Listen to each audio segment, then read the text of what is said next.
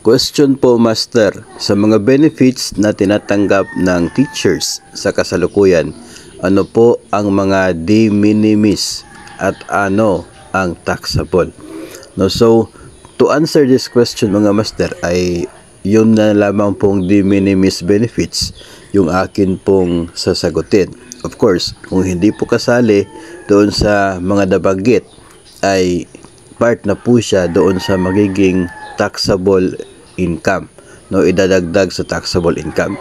Of course, ang basis pa rin po natin dito ay ang Revenue Regulation number 11-2018 na siya pong lately ay na siya pong ginawa, no, as amendment doon sa previous na regulation dahil po ito sa train law. So, ganun pa rin po, Section 6 ng nasabing regulation, mayroon pong portion dito sa number 3. Ito po yung facilities and privileges of relatively small value. So, tinutukoy siyang small value, kaya part siya ng de minimis benefits, not subject to income tax as well as withholding tax on compensation. So, ito po siya mga Master, number 3, facilities and privileges of relatively small value. So, hindi po siya subject sa withholding tax, sa income tax, on compensation, income of both managerial and rank and file employees.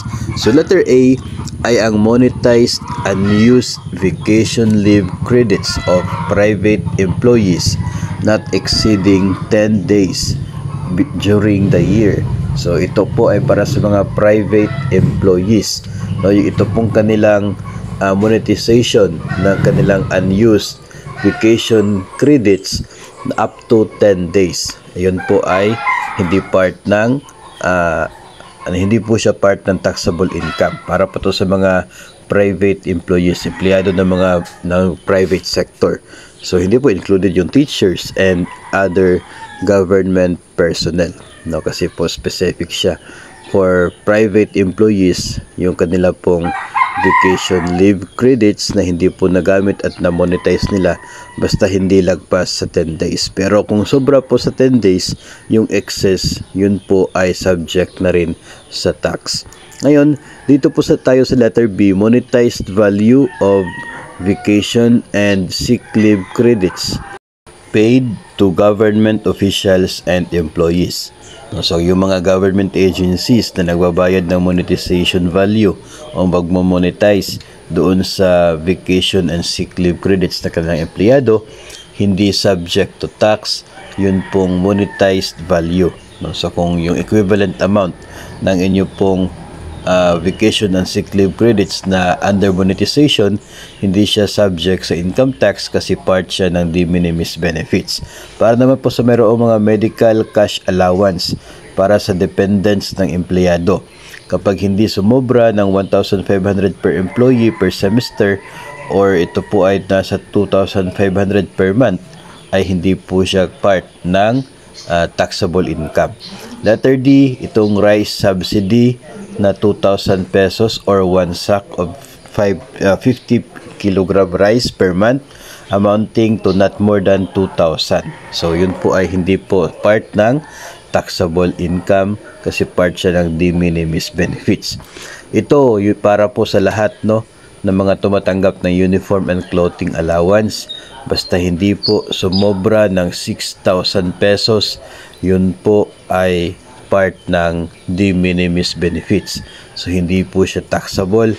Kaya sa previous episode ay nabanggit natin na kung tataas itong uniform clothing allowance, yung sobra sa 6,000, magiging subject na siya sa income tax. Part na siya ng taxable income pag sobra sa 6,000. Pero kung hindi po tataas ang uniform allowance, ay mananatili po siya na part ng de minimis benefits kasi nandito tayo ngayon sa 6,000 pesos which is part pa doon sa limit ng de minimis benefits ng clothing allowance.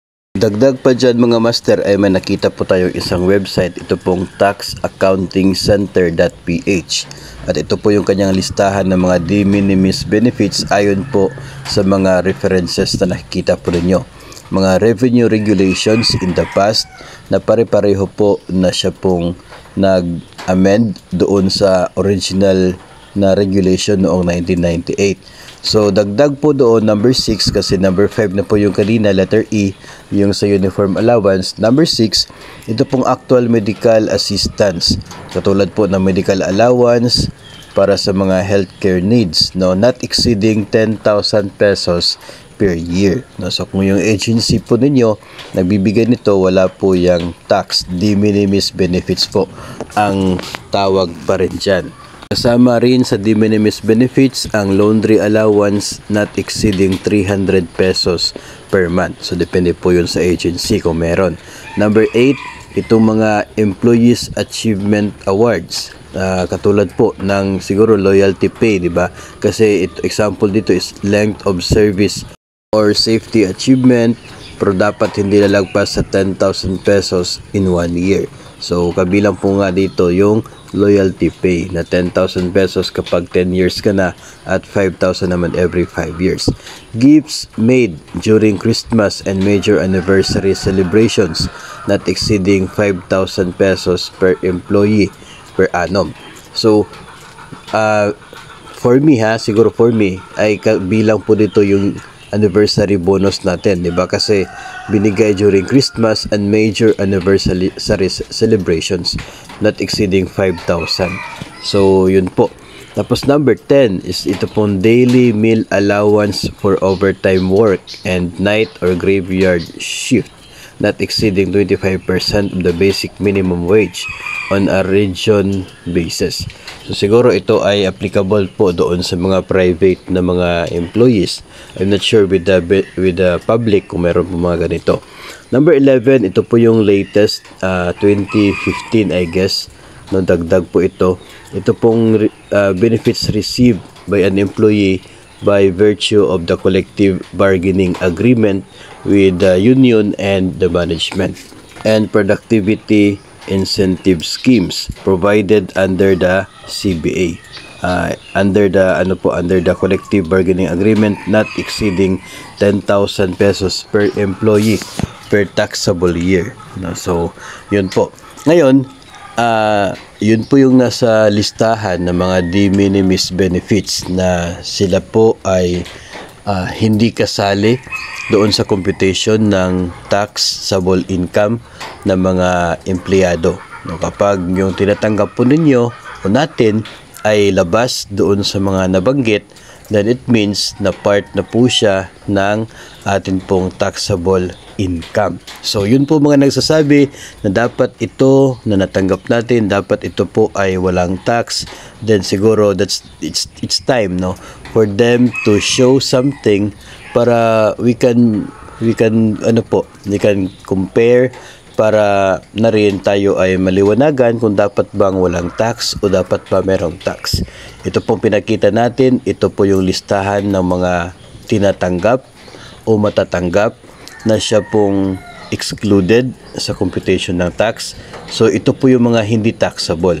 Ngayon kapag may natanggap tayo, meron tayong performance-based bonus, meron tayong service recognition incentive, yun ay hindi kabilang, hindi na pabilang sa listahan ng mga de minimis benefits. So therefore, yun ay part ng ating magiging taxable income. No, so yun po ang atin pong point dito, at ito po yung mga proof na pinakita po natin sa inyo ayon po sa iba't ibang revenue regulations na BIR. Now, if you claim na ito ay hindi dapat lagyan ng tax, then show something to prove na hindi siya dapat maging taxable para makompare po ng atin pong mga guro o kaya ay po ng mga government employees kung ano ba ito dapat taxable or hindi. Base po sa pinipresent, hindi po na ideya, kundi pinipresent ng mga legal documents para may basihan po yung atin pong pagbalanse at pagkumpara sa mga sitwasyon at mga benepisyo. So, yun po ang ating naging sagot doon sa tanong kung ano yung mga kabilang sa de minimis benefits na tinatanggap ng mga teachers, and included na po doon yung mga tinatanggap ng mga nasa ibang agencies, no? Kasi yun nga po yung listahan ng mga de minimis benefits for private and public employees na hindi kabilang sa pag-compute ng ating annual taxable income.